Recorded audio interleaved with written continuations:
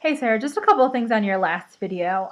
You talked about Lady Macbeth like going crazy with the blood on her hands. That is all in Enter Three Witches, so you should definitely read it. You talked about your Goodreads to read list.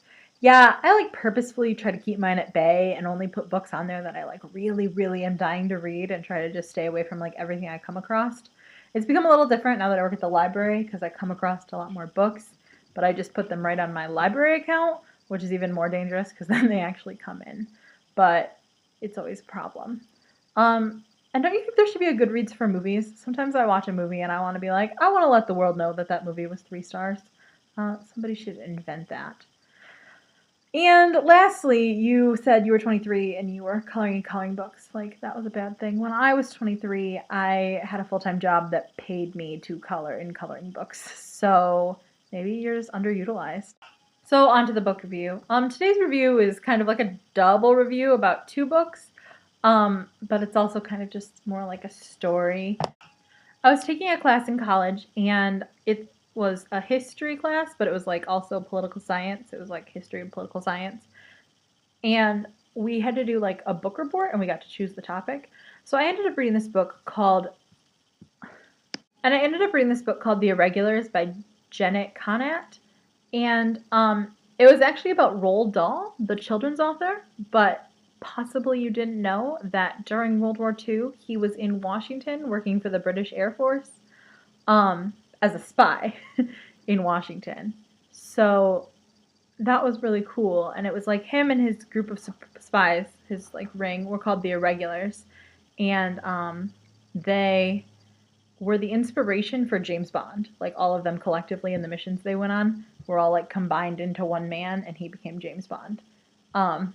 So yeah, Roald Dahl is kind of James Bond. I bet you didn't know that, unless I told you before. So Roald Dahl became a spy in Washington because he was originally in the Royal Air Force as a pilot. He became a flying ace and then got injured. So then they sent him off to do intelligence work.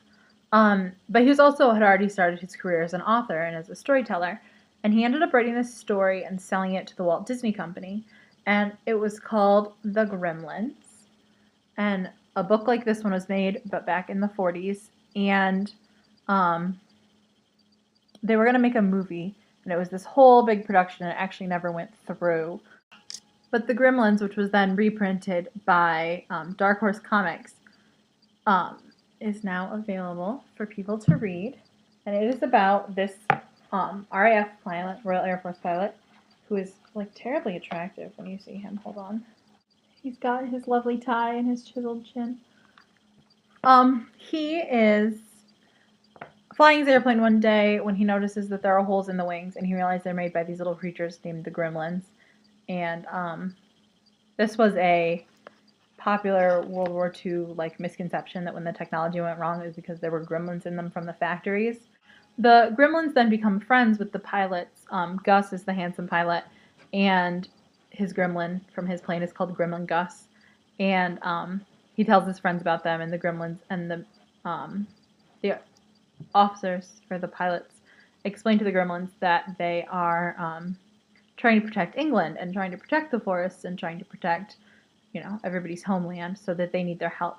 So then they train the gremlins to, instead of destroy the planes, to help them fix them so that they can all win the war together.